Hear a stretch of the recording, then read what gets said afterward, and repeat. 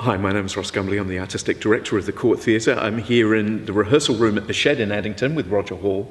And coming up in September is New Zealand Theatre Month. Roger, this was your brainchild. Not exactly. Dean Parker had the idea some years ago and kept talking about it, that 1 month in each year that every theatre should do a New Zealand play. And he sort of touted it but didn't do anything. Beginning of last year I thought, bugger it, I'm going to do it. I did a thing called the New Zealand Writers' Festival in Dunedin many, many years ago, because all the writers that got attention at the Wellington Festival were from overseas, and the New Zealand writers got no attention. And the one in Dunedin was a huge success, in fact been a model for lots of other writers' festivals. I'm only saying that because it gave me the confidence. In my bones I felt this is something that should be done, needed to be done, and could be done. So I and a guy called Malcolm Calder have been working on it for many months now. The basic thing is that it's to elevate and celebrate New Zealand theatre. We have a wonderful history. It goes back to Victorian times, and people don't know about it, and that's not their fault. Most of the young people in theatre today have no idea the significance of the founding of downstage theatre. If it wasn't for those guys who started it, they wouldn't have a job. If it wasn't for Bruce Mason, most of us wouldn't have a job. We're not going to keep looking back, but I still want people to be much more aware of where we have come from, and we have a lot of theatre history to be proud of. We're also going to hope quite a few theatres, especially the Court, are going to do New Zealand plays. In addition, we want to have all sorts of activities linked to it, so that we often honour the people on stage.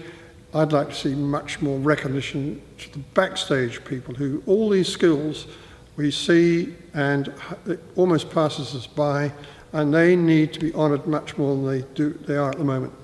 What's your take on the state of New Zealand playwriting at the moment? Where do you think we are? Well, it's fantastic.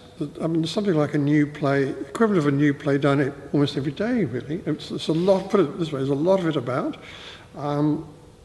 There's, particularly in Auckland, there's so many theatre groups and theatre actual stages, but all over the country. It's probably one of the most popular pastimes that there is outside of sport, and it ranks up high with sport, I think, just after rugby. If you include schools, tertiary institutions, community theatres, thousands of people take part, and even more thousands go to see it. It's a big thing in our society, and yet somehow we're not really aware of it as a national pastime. I think what's really excited me in recent years, and by recent years I sort of mean like 10 years now, is a New Zealand play. There used to be an expectation of what a New Zealand play was, yes. And it seemed very almost, well, not necessarily suburban, but quite small in its conceit and theme. And sort of 10 years ago, there was this explosion of not so much New Zealand in the world, but New Zealand as being a part of the world, and plays like your own Four Flat Whites in Italy, which all took flight.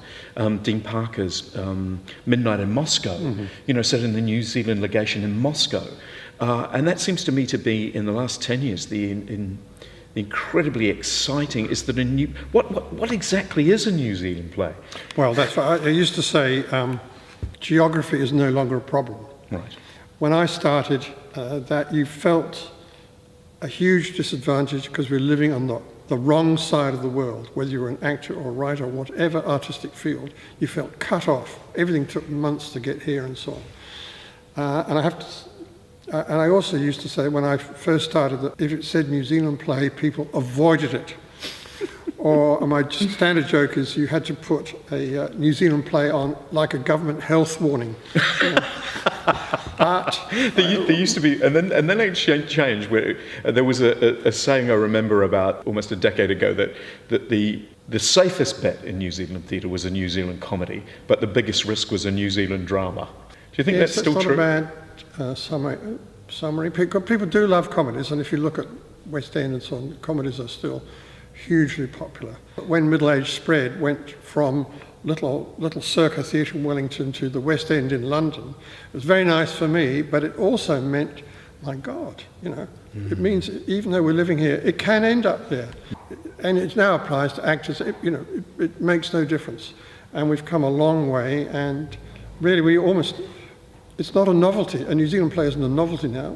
It's just another play, which is how it should be. Yeah, I agree. We have come a long way, and I think one of the things I take great pride in as a theatre practitioner is that I think, especially New Zealand comedy, really helped thaw the cultural cringe, and I think that was led from the stage.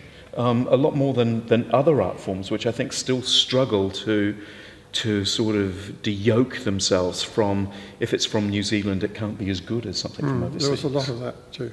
We're going to be celebrating all things from New Zealand theatre in September of this year with Mum's Choir on our main stage. Go to our website to check out all of the readings and activities that are going to be happening in September. And I'm thrilled that the Court probably have given us more support than anybody else as a theatre. I want to thank Court for supporting New Zealand Theatre Month so much.